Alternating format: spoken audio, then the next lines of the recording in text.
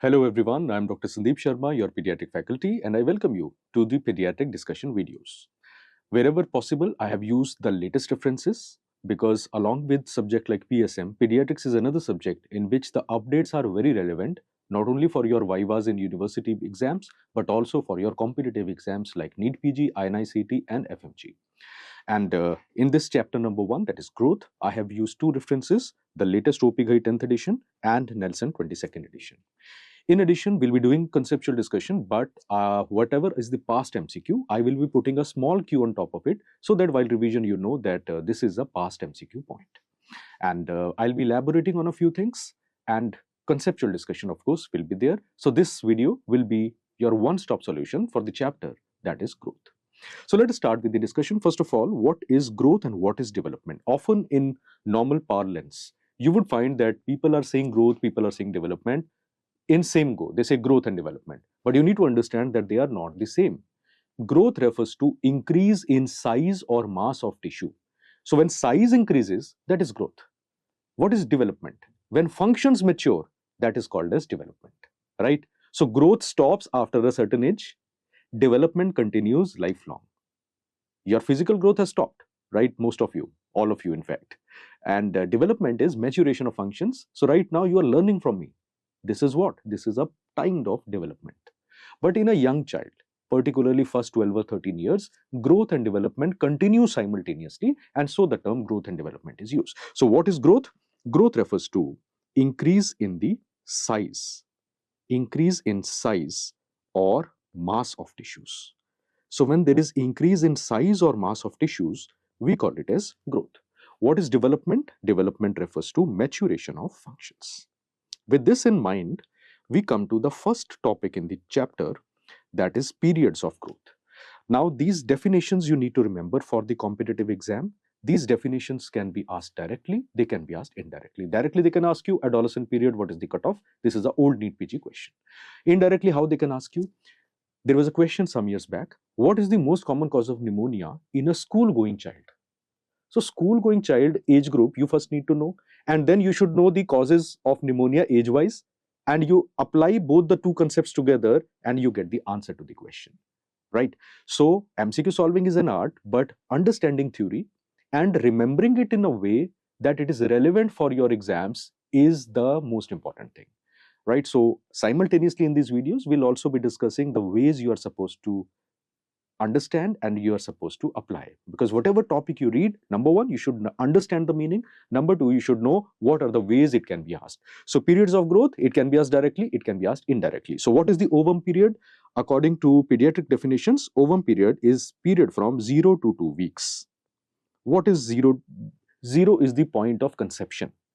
When the child is conceived, when the embryo is conceived, when the ovum is fertilized, from that point of time till about 2 weeks, the product of conception is called as ovum.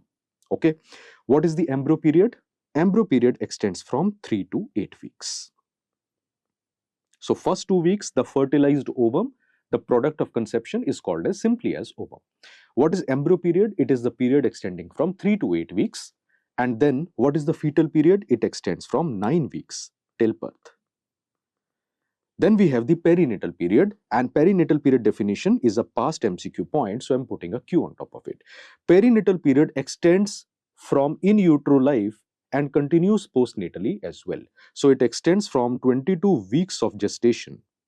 So 22 weeks of gestation and continues till 7 days of postnatal life. It continues 7 days of postnatal life. This is the definition according to WHO and used in pediatrics related to perinatal period. Now, what is the newborn period? Newborn period refers to the first 4 weeks of life. First 4 weeks of life after birth. So, first 28 days of life after birth, the child is called as neonate. Neonate and newborn are the same thing. Who is an infant? Infant is the period which is in the first year of life. First year of life. So, remember the funda. All neonates are infants, but all infants are not neonates, right? So first 28 days is the newborn period. The entire first year, including the newborn period, is called as the infancy period. Then we have toddler, which is the period between 1 to 3 years. Then we have preschool age child, which extends between 3 to 6 years. 3 to 6 years.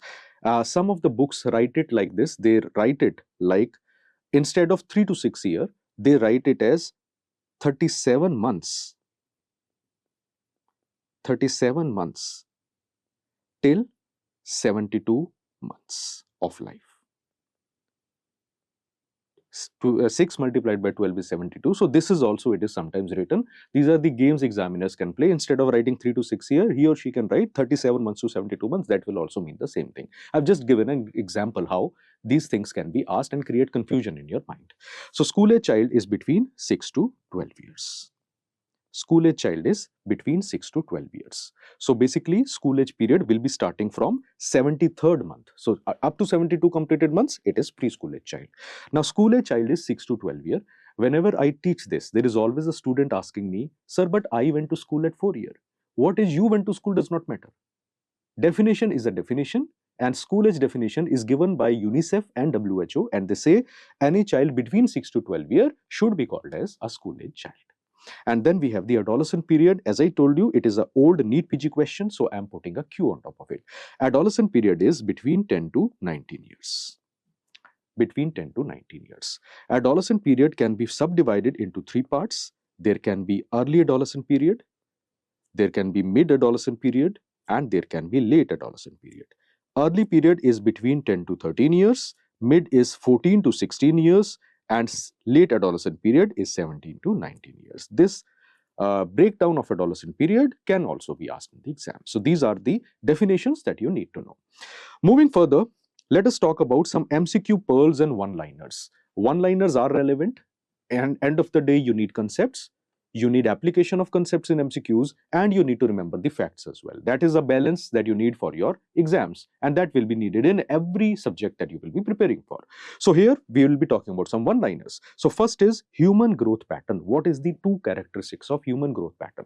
The 2 characteristics which have been described, they are called as cephalocaudal and distal to proximal. Cephalocaudal and distal to proximal. What is the meaning of this? See, every organism has a certain way of growing. In case of humans, it is cephalocaudal and distal to proximal. What is the meaning? Now, the entire human body you can divide into 2 parts. One is the central axis, which is starting from the head region, right, from the crown of head and ending in the anus part. And second are the forelimbs, right? These are the 2 broad categories of the human body you can define. So the central axis always grows intrauterine life and postnatally also cephalocaudal. What is the meaning? First of all, in utero there will be a head growth, then there will be trunk growth happening. So cephalocaudal means the upper part grows faster compared to lower part. You can correlate it by thinking of a newborn. When a newborn is born, the head is bigger, the remaining part of the body is relatively smaller. And this type of pattern is called as cephalocaudal. Okay. Second is limbs. When you talk about the limbs, it is reverse. Distal part grows first compared to the proximal part. What it means is the fingers and palm elongate first, followed by forearm, followed by arm. So this type of pattern is called as cephalocaudal and distal to proximal. So you can get an MCQ in the exam, which of the following is true regarding human growth pattern. So you have to remember, you have to identify and mark that statement which says cephalocaudal and distal to proximal. Second point, factors affecting fetal growth. Now, fetal growth depends upon multiple factors. This topic has been asked. I am putting 3 Qs here. 3 Qs does not mean 3 times. It has in fact been asked 5 to 6 times. 3 Qs here mean it has been asked in FMG entrance, it has been asked in NEET PG entrance exam, and it has been asked in INICET entrance exam. So every competitive exam this has been asked. So what are the factors affecting fetal growth? First of all, fetal growth depends upon fetal hormones. So what are the fetal hormones which are relevant? There are 3 important fetal hormones you need to remember. The 3 important fetal hormones are, first of all, insulin. Insulin is considered to be the most important hormone for fetal growth. How much will be the eventual fetal weight will depend upon insulin level. Second important hormone after this is thyroxine. Thyroxine is thyroid hormone. this is involved in metabolism of the fetus. So which hormone is involved in metabolism of the fetus? It will be thyroxine. And third, by controlling metabolism, obviously it will control the fetal growth. And third will be corticosteroids. For example, cortisol and similar other corticosteroids. So steroid hormones.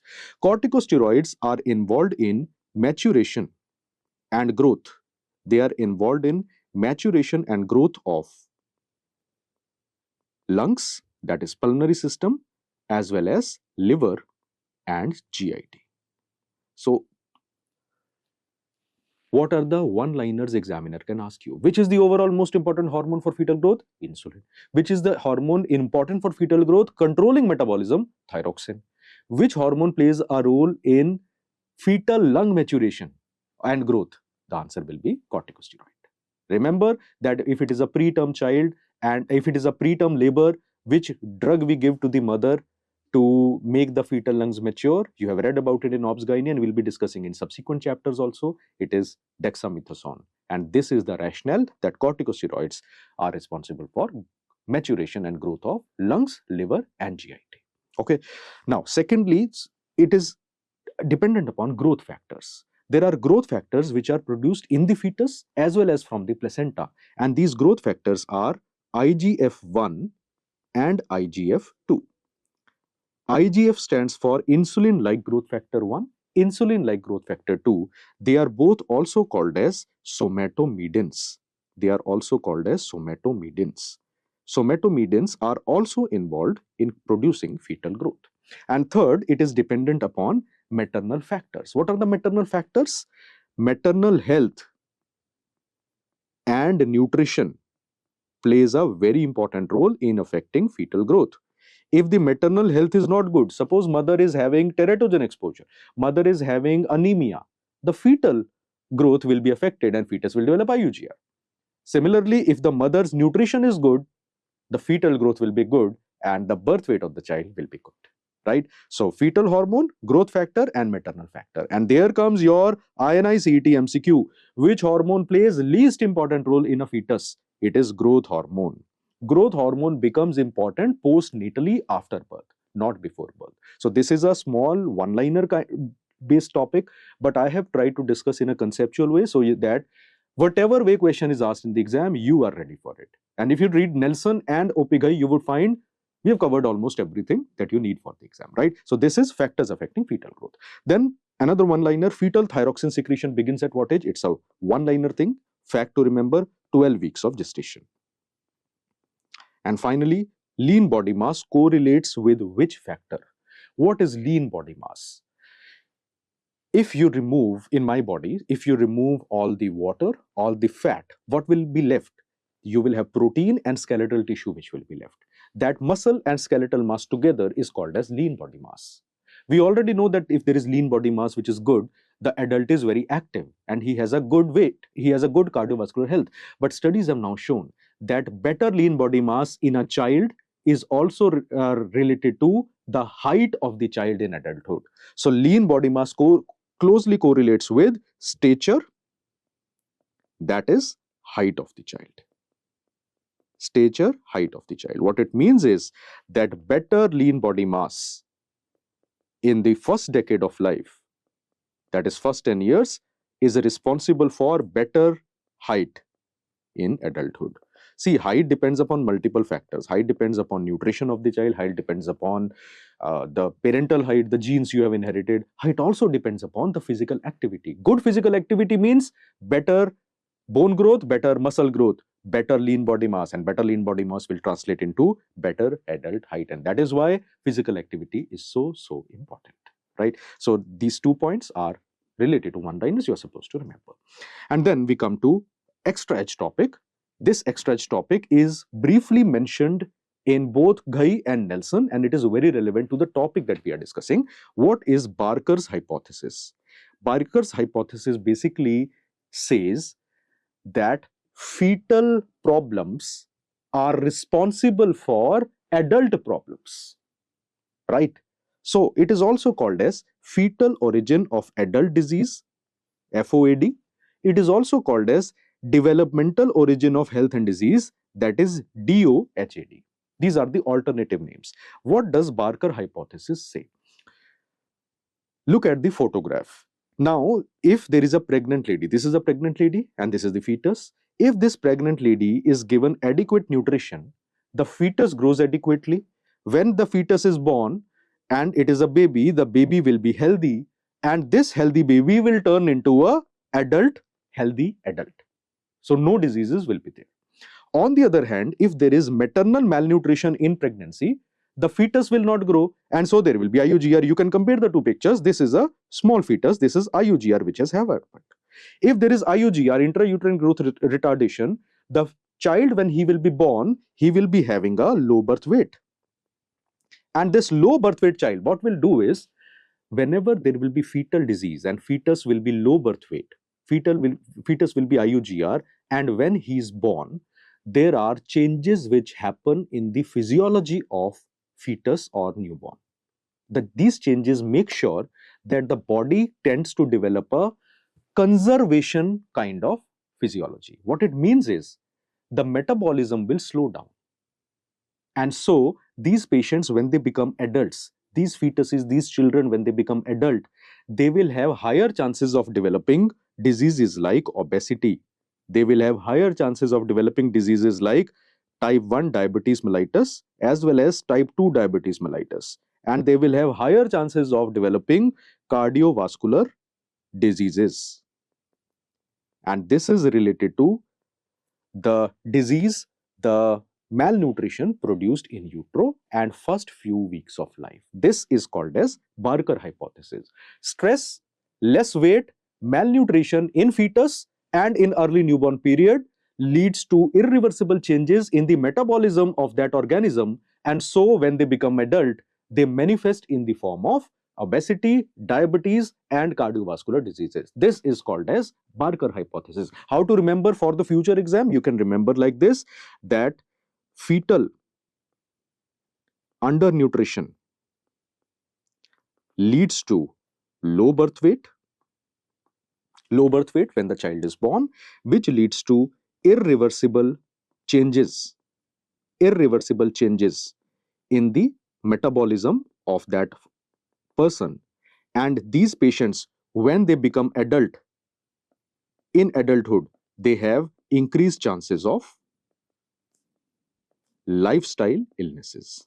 I hope you know that obesity, diabetes and cardiovascular disease, stroke, metabolic syndrome, they are all called as lifestyle illnesses. This is what you call as Barker hypothesis, right?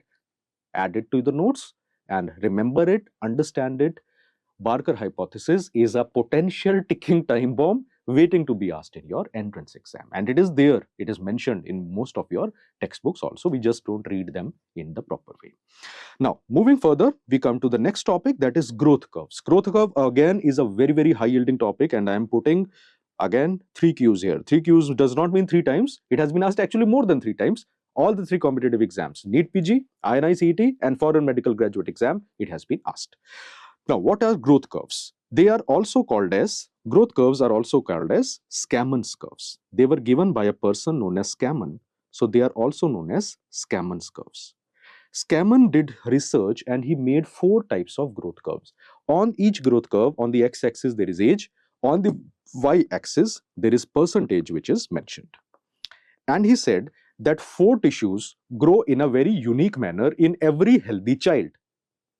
If there is a deviation from that growth pattern, it indicates disease in the child. This is the mechanism, this is the meaning of these growth curves. So these growth curves are showing how a normal tissue grows in a normal child. Now, what examiner can ask you in the exam is, they can show you the photograph and ask you to identify the tissue. Or reverse question, they can give the tissue and give 4 options with 4 diagrams as I have shown here, and they will ask you to identify which growth curve is corresponding to that tissue. And third, INI CET way. On one side, 4 tissues, on other side, 4 type of graphs, and they will ask you to match the column. So let us identify first of all. Look at the first growth curve. Now this growth, Rapid growth is happening in the first 2 years. It is reaching almost 100% in 3 to 4 years and then remains the same throughout life. Which tissues grows rapidly in the first few years and then remains the same throughout life? Remember, this is brain tissue. So which tissue is being talked about? This is brain tissue growth curve. Okay, look at the second growth curve. Rapid growth happening till about 3 to 4 years. Between 4 to 10 years or till about 12 years, growth is happening, but it is gradual. And once puberty comes around 10 to 12 years, growth again picks up. Which kind of tissue grows rapidly in first 4 years? Then there is a gradual growth. Only when puberty comes, again there will be an uptake in the growth. This is skeletal tissue. And skeletal tissue is responsible for our height. So skeletal or somatic tissue or physical growth is depicted by this type of graph. So which tissue is being shown? Skeletal or somatic or physical growth. And what is the shape? This type of shape is called as sigmoid shape. This type of shape is called as sigmoid shape, also called as S-shaped growth curve. So examiner can ask you one-liner. In a YY you can be asked, S-shaped growth curve is shown by which tissue in the body? Your answer will be skeletal tissue, right? Third growth curve. Have a look at the third growth curve. Now this was 100%. This was 100%. And the tissue has become hyperplastic between 4 to 8 years. Which tissue in the body becomes hyperplastic between 4 to 8 years and then reduces and becomes normal static? Remember, it is lymphoid tissue. Lymphoid tissue, which is found in tonsils and in lymph nodes, becomes hyperplastic. It increases in size after birth, becomes hyperplastic between 4 to 8 years. This is the time you will have recurrent lymphadenopathies with every viral infection, recurrent tonsillitis happening because the tissues are hyperplastic. So any insult will cause them to enlarge and then they reduce and become normal. So this type of shade, partial bell-like shape, if you see which tissue is being shown in growth curve, lymphoid tissue. And last growth curve is very easy to understand. Almost negligible growth was happening till about 10 to 12 years. At 10 to 12 years, puberty started and there was a rapid gain in a few months. Gonads grow like this. So gonadal growth is shown in the fourth picture, right? The reason I have said these words is any of these words, any of these statements which I have told you in the last 5 minutes could be a way examiner will ask you in the exam. So you have to identify, and if you have understood like this, there is no way you can go wrong in the exam. So 4 types of growth curves, remember for your exams. Let's move further and talk about the growth patterns. How does the growth happen actually? So these normal growth patterns we need to know. This is a chapter, this is a video where we are talking about the normal things, right? So growth pattern, first of all, weight gain. How does the weight gain happen in a child? Let us first talk about first year of life. Now, suppose whatever is the first year of life, in the first 3 months, what happens in the first 3 months of life is every normal child, normal I'm writing like this, every normal child loses 10% of the weight in first week of life, that is first 7 days. What it means is, suppose there is a child born with a weight of 3 kg, so 10% of that will be 300 gram, right? So every child, normal child, in the first 7 days will not gain weight. He or she will lose weight. How much? Up to 10%. It can be 5% for a few, it can be 7% for a few, it can be 10.1%. But generally, average about 10% weight is lost in the first 7 days. Why it is lost? Because a fetus has a lot of edema fluid. And when the child is born, when the child passes urine, the weight gain is less, but the loss of weight due to that mobilization of the edema postnatally, that exceeds, and so there is a relatively weight loss which is happening, and that is considered to be normal. Only when the weight loss is not happening, or if there is a very excessive weight loss, then you should be concerned, right? So every normal child loses 10% weight in the first 7 days. Then between 7 to 10 days of life, between 7 to 10 days of life after birth, the birth weight is regained. Birth weight gets regained. So 3 kg child will again become 3 kg between 7 to 10 days, right? And beyond 10th day of life, now true weight gain will start. There will be visible weight gain. And what is the visible weight gain beyond 10th day? Till about 3 months, it will be 20 to 40 grams per day. 20 to 40 grams per day. And this point I am writing in red putting a Q because it's a old NEET PG one-liner question. Beyond first 7 to 10 days of life, what is the daily weight gain till 3 months? This is what the question was. The answer is 20 to 40 grams per day. Okay. And between 3 to 12 months, we are talking about the first year of life, na? There will be average weight gain of 400 grams per month. Weight gain will occur. 400 grams per month weight gain will occur in a normal child. This is what we are talking about, a normal child, right? So these are facts that you need to remember. Now, ready reckoners. Ready reckoners means you are using the birth weight value to predict the weight at a certain age. This method is called as ready reckoner. So, in a normal child, suppose birth weight of the child is X. Suppose birth weight of the child is X. It could be anything, 2.5, 3, 3.5. At 5 months, the weight becomes 2X. I'm putting a Q here. Old MCQ one-liner. Doubling of birth weight happens normally at what age? Answer will be 5 months. At 1 year, the weight becomes 3X. So, tripling of birth weight happens at what age? In a normal child, 1 year of age. 2 years, the weight becomes 4X. 3 years, the weight becomes 5X. 5 years, the weight becomes 6X. 7 years, the weight becomes 7X. And 10 years, the weight becomes 10X. And this is for normal child. For normal child. This has its limitation that if there is a weight in between these ages, you cannot actually identify. But in a OPD setting, mother comes to you and she says, my child is not growing well, his weight is not less. We ask the birth weight of the child, and based upon that, quickly we can understand whether the child's weight is within normal limit or it is abnormally high or abnormally low, right? So ready reckoners are used in this way. So they can ask as one-liner in a normal child. Normally, birth weight doubles at what age? 5 months. Triples at what age? 1 year. And so on. Questions can be asked. They can ask indirect question. Weight of a child is 3 kg at birth. Now the child is 10 years of age. If the child has grown normally, what should be the average expected weight? So at 10 years, it is becoming 10 times the birth weight. Your answer will be 10 multiplied by 3, that is 30 kg, right? This is ready reckoners. And something which you will need for your MCQs. Sometimes the same thing can be asked as a mathematical question. Look at the question. What is the percentage gain in weight at the end of first year of life? Option A, 50%, 100%, 200%, 300%. Now, this is a very, very tricky thing, and this is an important thing. You need to be careful when you are solving questions like this. I'm not doubting your mathematical skills, but it is always safe if you write in the proper way. So the question is asking you, what is the percentage gain of weight after 1 year has ended? So what was the formula we discussed? Birth weight was X. At 1 year, what is the weight happening? It was 3X in a normal child. So what is the gain? Gain is not 3X. Gain is 3X minus X. That is 2X. And so what will be the gain percentage? Gain percentage will be gain divided by original value, what the child was born with, multiplied by 100.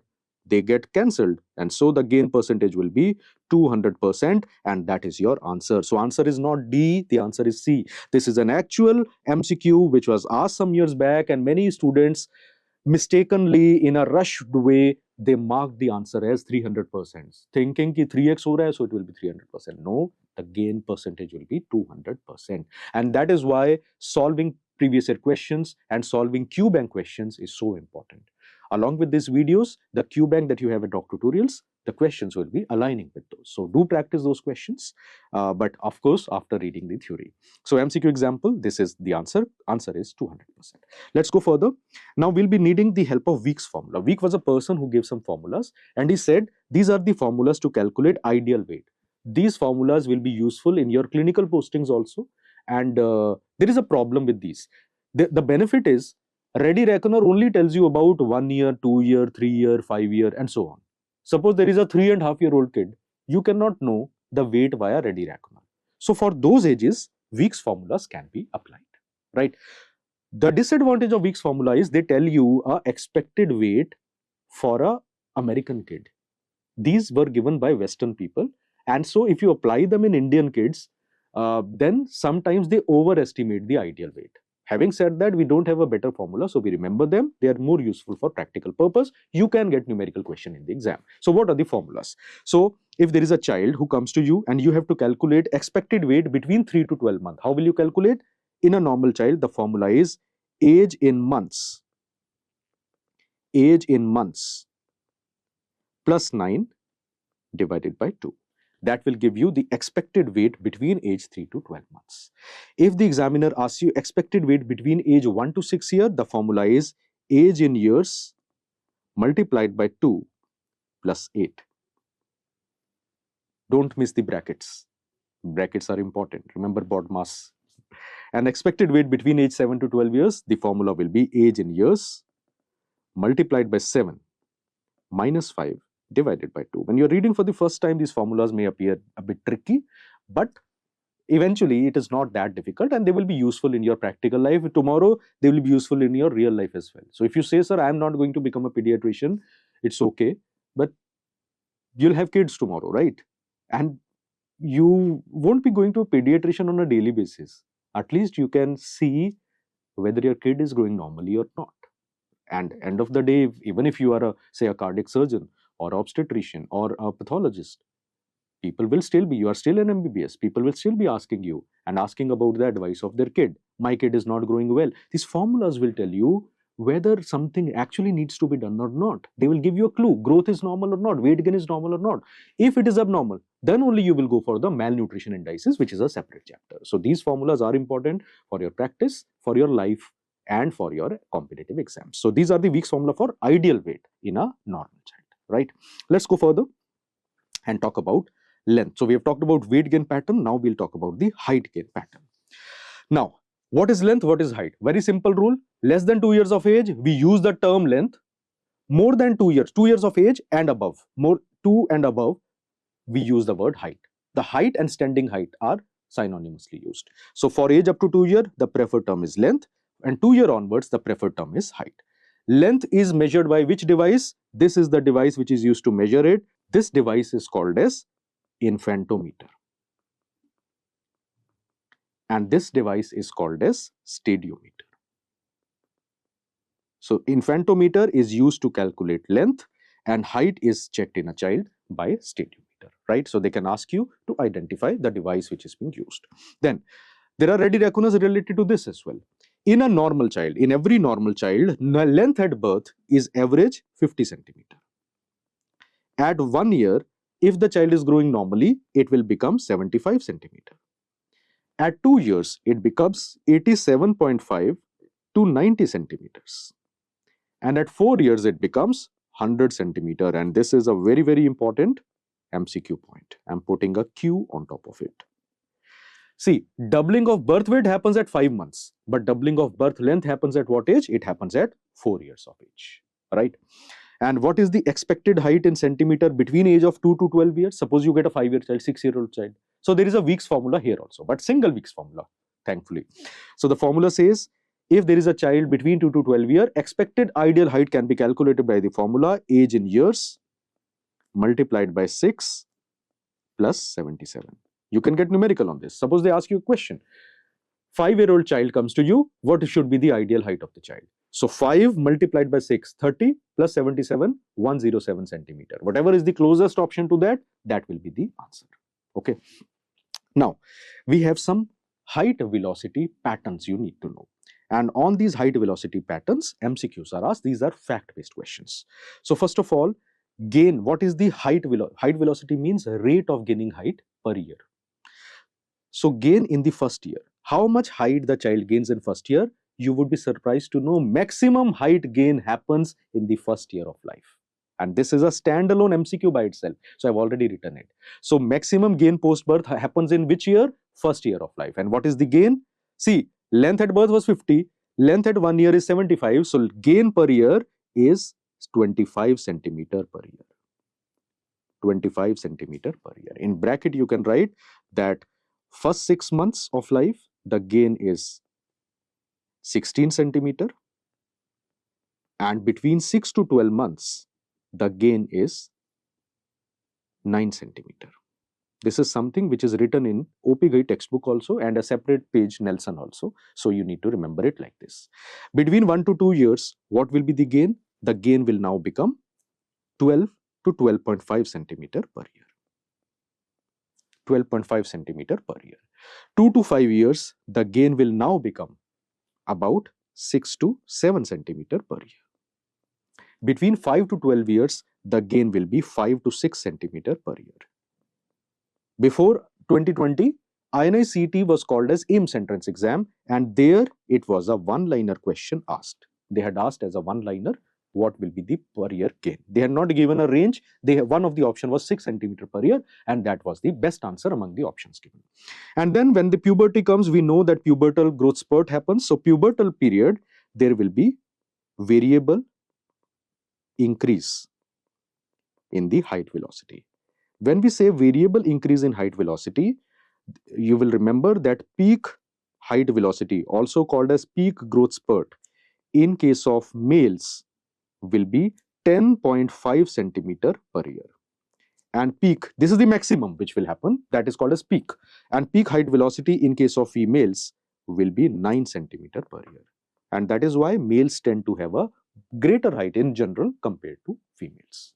So maximum gain is happening during which period? You can easily identify, you can easily see it is happening in 25 centimeter per year period. And that is your answer. You can remember it, you can add it to the notes. Now we have talked about weight, we have talked about length and height. Now we come to the third thing, head circumference and chest circumference. Head circumference is written as HC. It is also called as occipitofrontal circumference or OFC. This is the other name. Head circumference is measured at the level of head. The measuring tape passes through the frontal eminence and through the occipital protuberance, and that is why we call it as occipitofrontal circumference. And chest circumference in a child is measured at the level of nipples, and there is a correlation between them that we need to understand. So what is the normal OFC at birth? In a term child, in a normal healthy average term child, it is between 33 to 35 centimeters. It is a normal Indian child. These values may vary for a child of a different race, different ethnicity. So normal OFC at birth, average in a term child in India, it is 33 to 35 centimeter. And then the high yielding topic, gain of OFC per year. In the INI-CET May 24, they had asked question related to how much OFC or how much head circumference a child gains in 1 year. Just now we had discussed height velocity. Now they are asking OFC velocity, that is head circumference velocity. So how to remember it? You will remember like this, that between 1 to 3 months of life, 1 to 3 months of life, the child grows 2 centimeter per month. And this is what was asked in the entrance exam.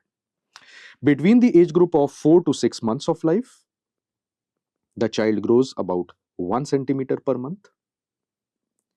Then 7 to 12 months, the child gains how much head circumference? Only 0.5 centimeter per month. Then between 1 to 3 years, the child gains 1 centimeter every 6 months. 1 centimeter every 6 months. So it slows down even more.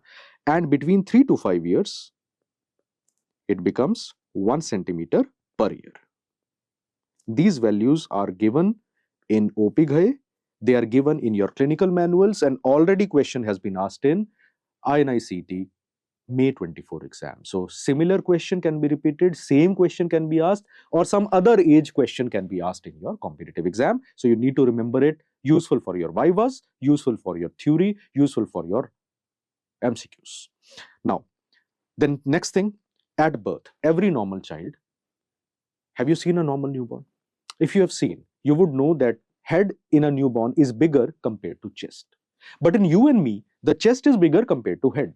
So at birth, the head circumference will exceed chest circumference in a normal newborn. And how much will be the gap between them? The gap will be 3 centimeter. So at birth, every normal child, head circumference exceeds chest circumference by 3 centimeter. They become equal at what age? Head circumference becomes equal to chest circumference at around 9 months of age. If they ask you a range, it is between 9 to 12 months. And beyond what age? Normal child, chest circumference now becomes greater than head circumference. It will be beyond 12 months, that is beyond 1 year of age. So beyond 12 months, the head circumference will now be shorter compared to chest circumference, right? Now, there are two scenarios which can be asked on this, two clinical scenario we are discussing. First case scenario, examiner can ask you, a child was born and you noticed that the head is bigger than chest, which is fine. But the gap is not 3 centimeter, the gap is more than 4 centimeter. If the head is too big, there are two possibilities. You should suspect either the child is having increased head circumference due to hydrocephalus. And second possibility, the child is having a type of IUGR called as asymmetrical IUGR. More on the types of IUGR we have discussed in the video on neonatology, so we can see it there, right? So there are two possibilities, hydrocephalus or asymmetrical IUGR. So asymmetrical IUGR basically is a condition where the head grows normally and the chest is shrunken. Because the brain is paired, so head grows normally, so there is a large gap between the sizes of head circumference and chest circumference, right? One of the two will be mentioned in the question and that will be your answer. Second scenario, examiner can make a case. 15-month child, 18-month child, 2-year-old child above 1 year comes to you and you find you were expecting that chest should be bigger than head, but still head is bigger than chest. So what should be suspected? Two possibilities. Either the head is abnormally big or the chest is abnormally small. Now IUGR will not persist till this age. So there will be two possibilities. Either it is hydrocephalus or it is hydrocephalus or it is severe malnutrition. Have you heard of a thing called as marasmus? So these marasmic children, due to severe wasting, you will find that these patients are having chest circumference very shrunken, and so head will still be bigger compared to chest circumference. So these are the two scenarios which can be asked in your entrance exam. And last way, MCQ can be asked. I told you head circumference exceeds chest circumference by how much value? 3 centimeter at birth. What question can be asked in the exam? If I'm an examiner, I can make a very simple question to check your concept. I will say, a child was born, normally, term child, head circumference was found to be 34 centimeter. If it is a normal child, what should be the chest circumference? So if it is a normal child and head is 34 minus 3, it will be 31 centimeter. So basically they are checking your concept of gap between head and chest circumference. In a normal term baby, it is 3 centimeter. Right? These are the ways MCQs can be asked. When you practice, you will find all these varieties. But in the discussion itself, I am covering concepts and as many MCQs as possible so that your strike rate picks up. See, you don't understand the thing and your MCQs are going fine. That is not correct, right? Because change in language will be troublesome.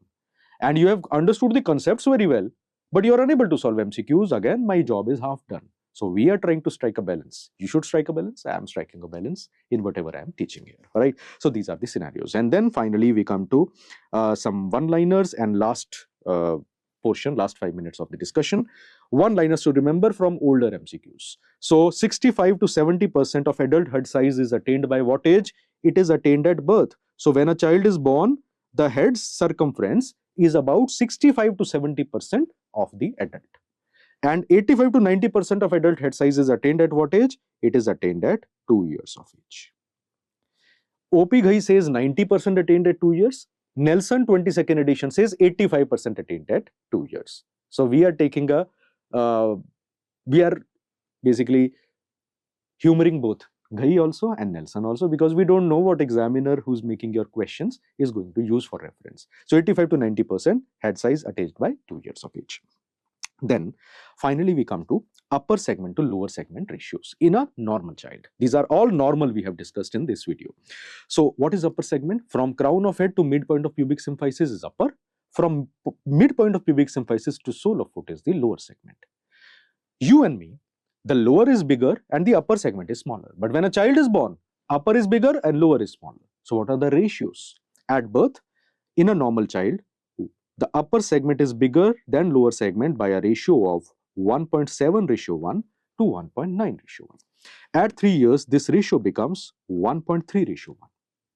6 to 7 years, the lower segment again more catches up. Now it becomes 1.1:1. And 8 to 10 years, the ratio 1:1 is attained. Many of the books, many of the clinical manuals wrongly mention that 7-year 1:1 is attained. No, at 7 years it is not attained. Clearly mentioned in your most standard references like Ghai and Nelson, and also other references like IEB textbook of pediatrics and Piyush Gupta's clinical pediatrics. All of these textbooks, if you read them, they all agree and they say that in Indian children, the ratio of 1:1 comes by 10 years of age. So if you have two options in the exam, 6-year, 7-year, 8-year, 10-year, which is the option you will mark? 1:1, the answer will be 10 years of age. This is according to Ghai. You can see the textbooks. And beyond 10 years of age, the adult ratios will be attained. What is the adult ratio in you and me? The adult ratio in you and me is 0.9:1. So our lower segment is slightly longer compared to the upper segment. And also remember the funda that upper segment is also known as sitting height in the child. So these are the normal things. Only when you know normal and your concepts are clear, you will be able to appreciate the abnormal things better. I hope you benefit from it. Let's go to the next video after this video. Thank you so much.